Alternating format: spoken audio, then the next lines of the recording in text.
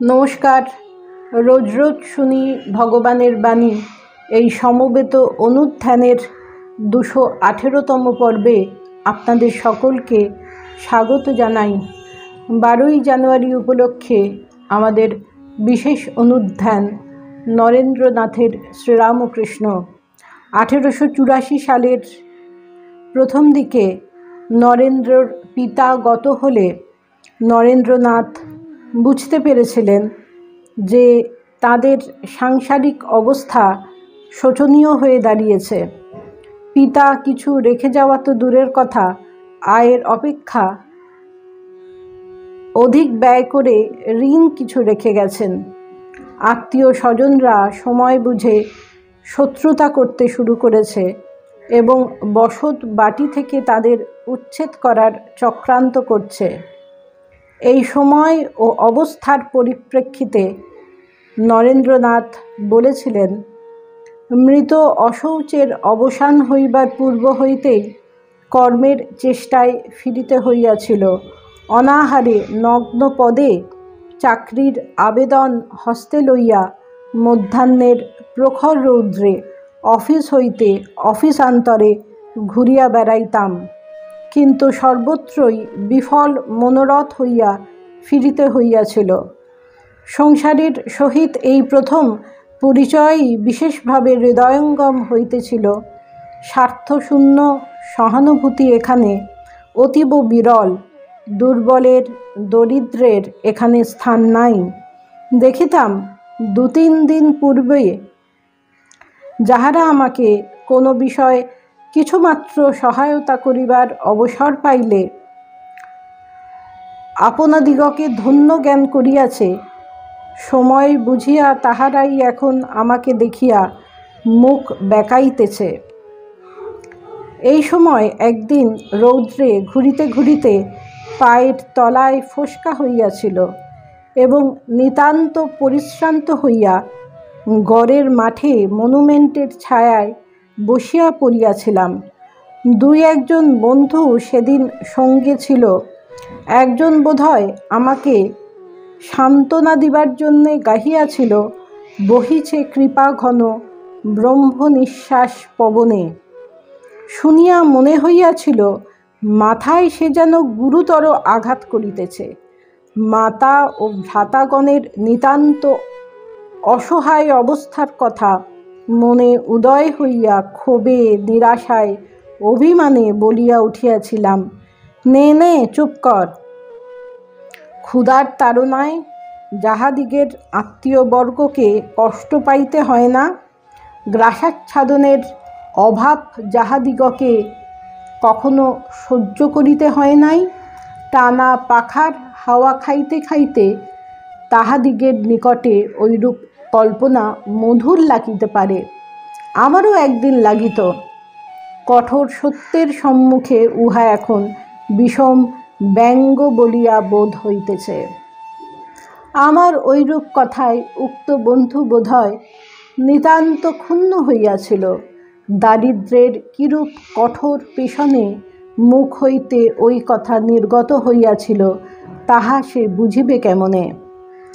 প্রাতঃকালে উঠিয়া গোপনে অনুসন্ধান করিয়া যেদিন বুঝিতাম গৃহে সকলের প্রচুর আহার্য নাই এবং হাতে পয়সা নাই, সেদিন মাতাকে আমার নিমন্ত্রণ আছে বলিয়া বাহির হইতাম এবং কোনোদিন সামান্য কিছু খাইয়া কোনোদিন অনশনে কাটাইয়া দিতাম। অভিমানে ঘরে বাহিরে কাহারও নিকটে ওই কথা প্রকাশ করিতেও পারিতাম না। এত দুঃখ কষ্টেও ঈশ্বর মঙ্গলময় এ কথায় সন্দিহান হই নাই। প্রাতে নিদ্রাভঙ্গে তাহাকে স্মরণ মননপূর্বক তাহার নাম করিতে করিতে শয্যা ত্যাগ করিতাম এবং আশায় বুক বাঁধিয়া উপার্জনের উপায় অন্বেষণে ঘুরিয়া বেড়াইতাম। একদিন ঐরূপে শয্যা ত্যাগ করিতেছি, এমন সময় পার্শ্বের ঘর হইতে মাতা শুনিয়া পাইয়া বলিয়া উঠিলেন, চুপ কর ছোড়া, ছেলেবেলা থেকে কেবল ভগবান ভগবান, ভগবান তো সব করলেন। কথাগুলিতে মনে বিষম আঘাতপ্রাপ্ত হইলাম। স্তম্ভিত হইয়া ভাবিতে লাগিলাম, ভগবান কি বাস্তবিক আছেন, এবং থাকিলেও মানবের সকরুণ প্রার্থনা কি শুনিয়া থাকেন? শিবের সংসারে এত অশিব কোথা হইতে আসিল? মঙ্গলময়ের রাজত্বে এত প্রকার অমঙ্গল কেন? ঈশ্বরের প্রতি প্রচণ্ড অভিমানে হৃদয় পূর্ণ হইল। অবসার বুঝিয়া সন্দেহ আসিয়া অন্তর অধিকার করিল। ঈশ্বর নাই, অথবা যদি থাকেন তো তাহাকে ডাকিবার কোনো প্রয়োজন নাই।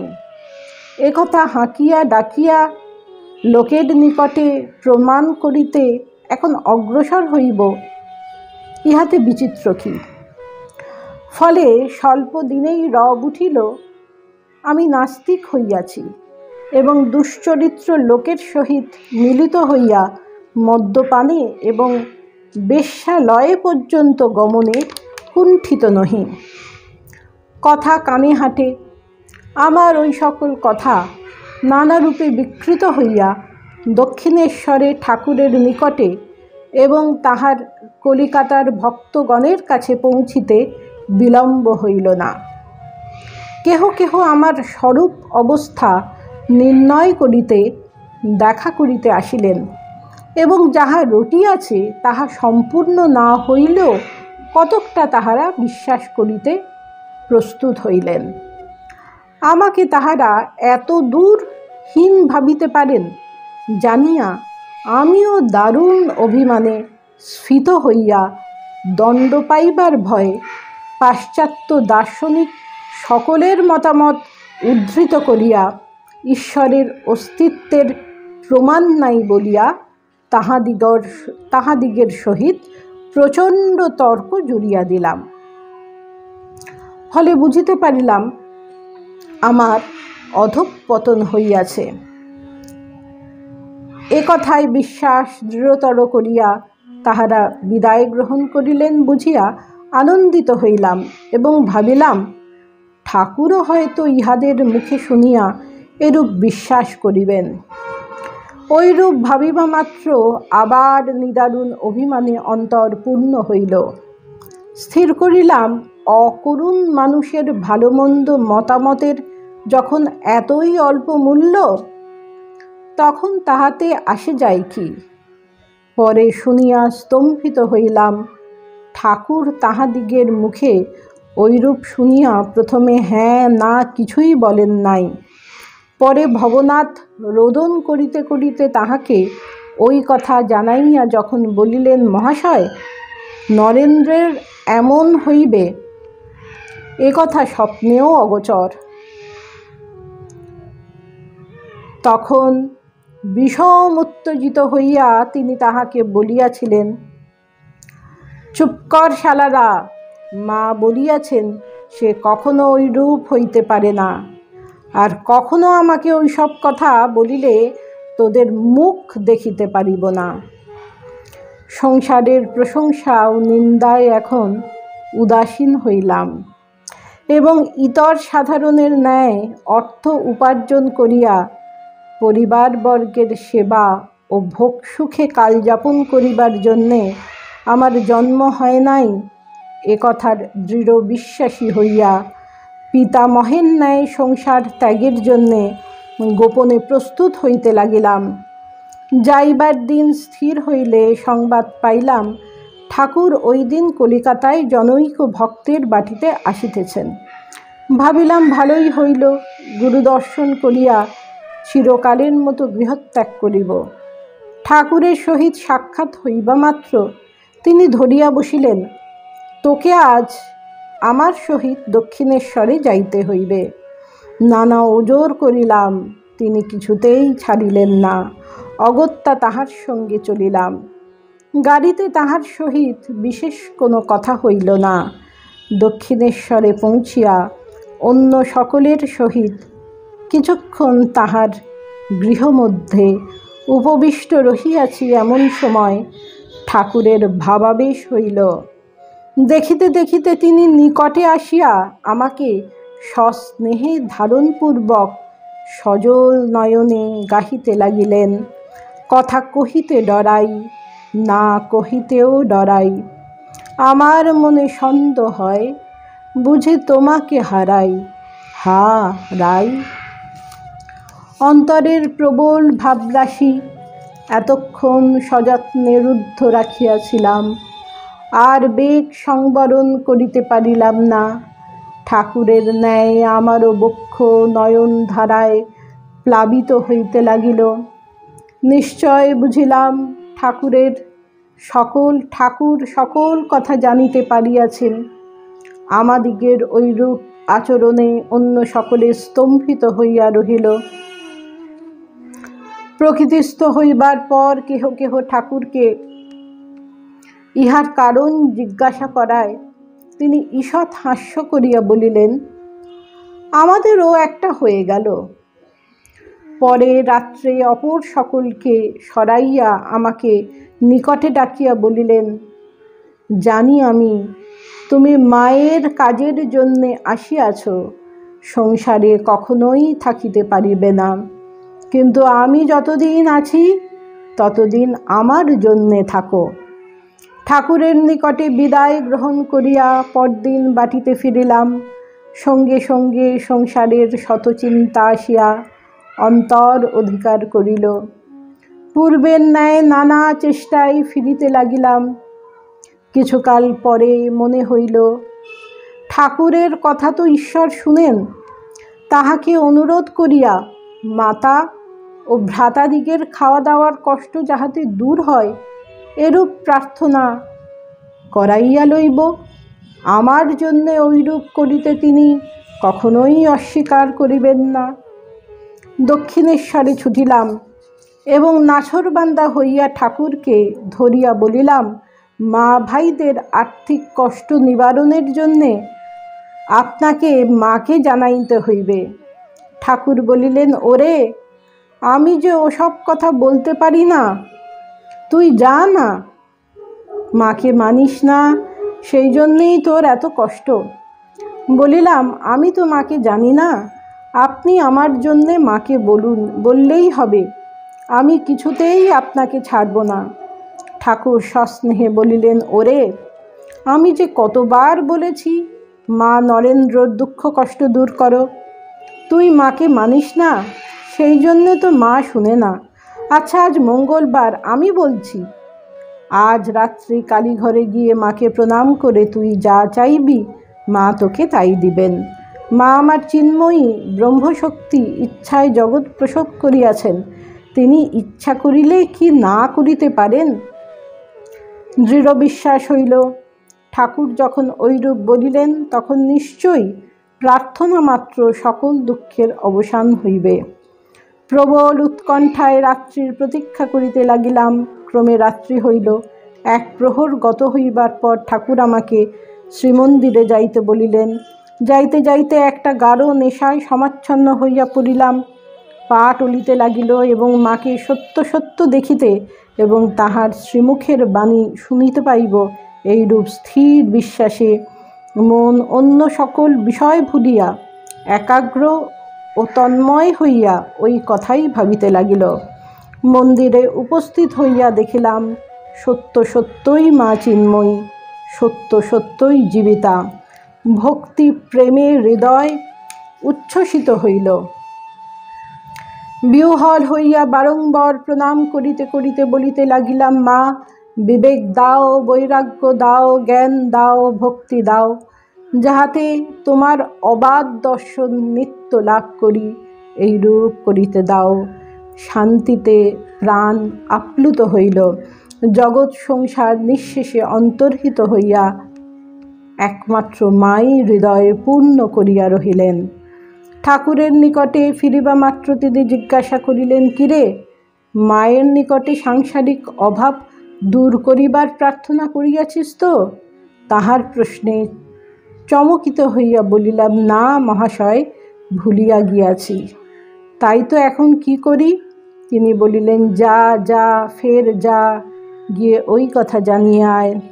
পুনরায় মন্দিরে চলিলাম এবং মায়ের সম্মুখে উপস্থিত হইয়া পুনরায় মোহিত হইয়া সকল কথা ভুলিয়া জ্ঞান ভক্তি লাভের জন্য প্রার্থনা করিয়া ফিরিলাম।